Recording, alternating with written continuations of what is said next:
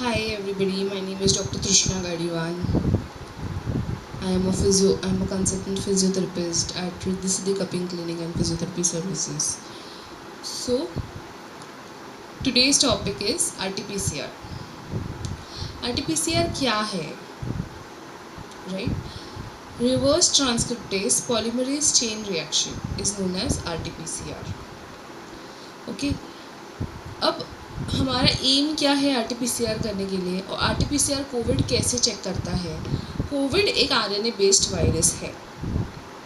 Covid, SARS-CoV-19 or SARS-CoV-2 is an RNA based virus. It is a strand of RNA which is affected your body. Okay, so जिसका surface protein RNA based surface protein होता है. Okay, so the sample is taken. Sample, what is the sample? Sample is for either your nasal swab or your ornithopharyngeal swab. What is ornithopharyngeal and nasal swab? Swab एक डंडी होती है, उसको cotton लगा होता है. वो कॉटन तुम्हारे नाक में घुसा के गोल गोल घुमाते हैं, एक नेजल स्वैब निकालते हैं, उसको नेजल स्वैब कहते हैं या नेसोफैरेंजियल स्वैब कहते हैं टेक्निकली. और कॉटन तुम्हारे मुंह में घुसा करके सलाइवा नहीं लेते हैं, कफ लेते हैं. ठीक है, उसमें ये वायरस पाया जाता है, इसीलिए ये सैंपल्स लेते हैं. ठीक है. सो अभी इस वायरस के लिए हम मतलब क्या करते हैं? ओके, इसका स्वैब लेने के बाद क्या होता है? तो सबसे पहले RNA एक्सट्रैक्ट होता है. ठीक है, RNA is extracted and it is easy to work with DNA के साथ डबल स्ट्रैंडेड न्यूक्लिक एसिड के साथ काम करना ईजी होता है, इसीलिए वो RNA को DNA बनाया जाता है. ओके, RNA को DNA कैसे बनाया जाता है? एक पॉलीमरेज करके एंजाइम है जिसमें ये स्वैब डाला जाता है, जो RNA को DNA बना देता है. ठीक है, बेसिकली पॉलीमरेज चेन रिएक्शन होती है.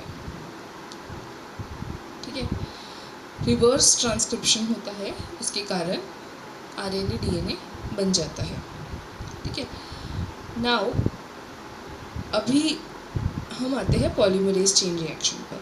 Polymerase chain reaction cDNA amplification करता है.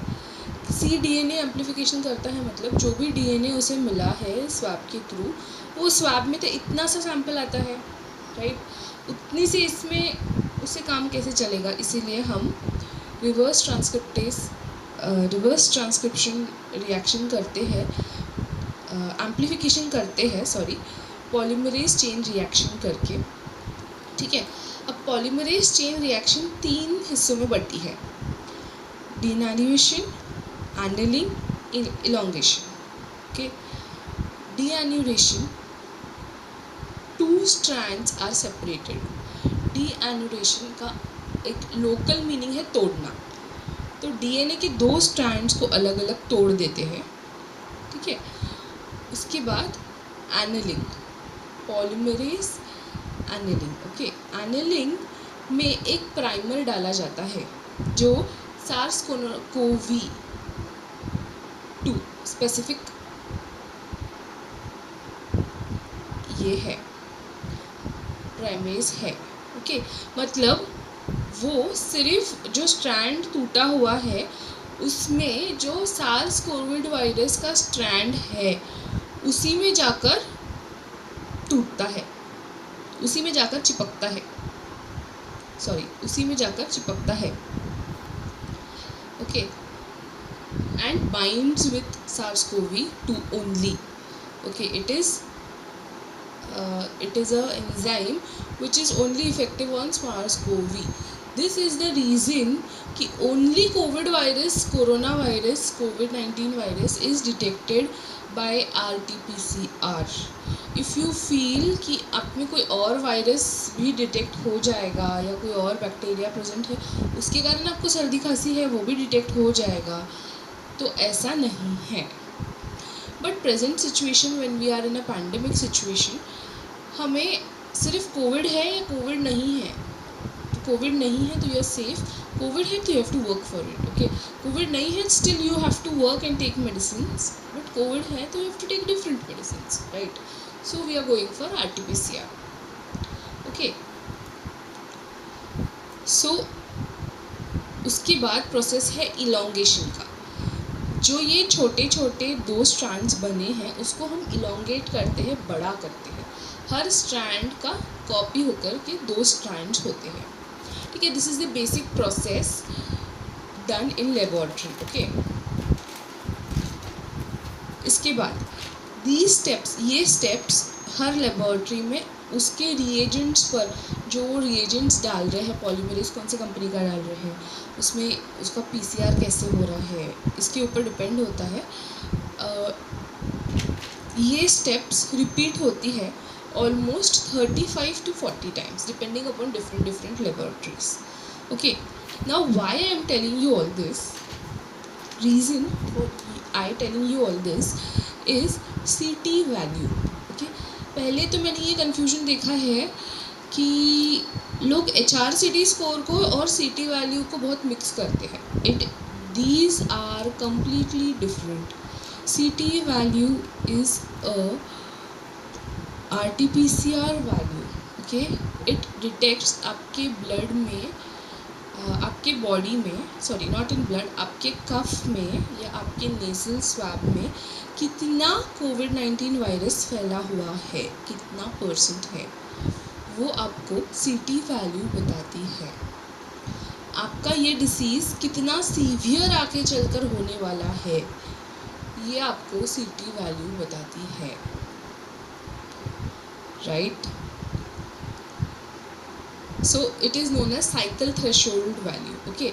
हर साइकिल में जितने वायरस डिटेक्ट होते हैं उसे बाजू में उसको काउंट किया जाता है. अब उसे काउंट कैसे करते हैं, उसमें एक रिएजेंट डालते हैं, जिस रिएजेंट से PCR रिएजेंट कहते हैं उसे, जिस रिएजेंट से वो फ्लोरोसेंट हो जाता है. वो लिक्विड जितना फ्लोरोसेंट है उसके ऊपर ये CT वैल्यू डिपेंड करती है, ओके.